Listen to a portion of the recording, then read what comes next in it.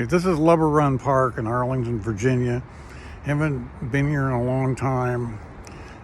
Just wanted to talk a little bit about what's coming up.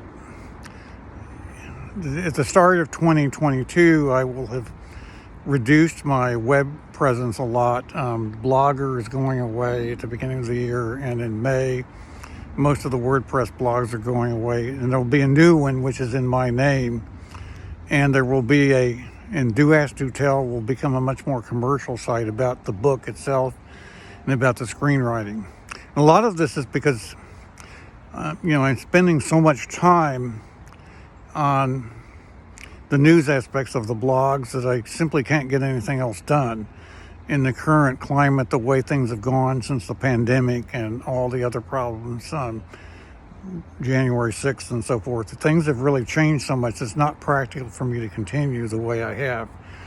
And also there's an issue with being a citizen journalist if you don't account for how you can afford to do it. It doesn't pay for itself. And there's a problem with that in a sense I'm behaving in an inequitable manner myself if I can influence things. And there's a question about is there any control on misinformation by me?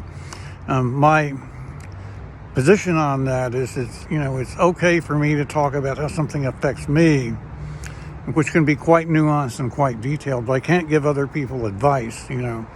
I can say that at age 78, the Pfizer vaccine has worked very well for me. I've had no real problems at all. But I can't tell someone who's 24 what they should do. I'm not in a position to tell them what they should do. And if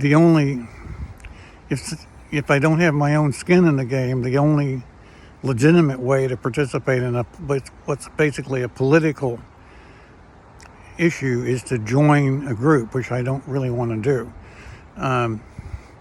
Otherwise, I wasn't elected or anything to have the power to influence power. I can actually influence policy quite a bit sometimes by having things I say found.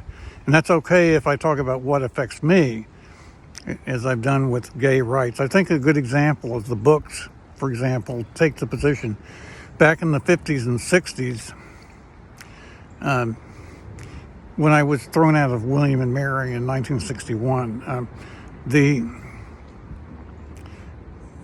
the world wanted to deny that gay men or homosexuality even existed, because it was feared when people were in close quarters. It was feared to be too much of a distraction from people growing up and learning to have families and and that sort of affected the debate on gays in the military. And that is something I stressed in the books, and that's a historical fact.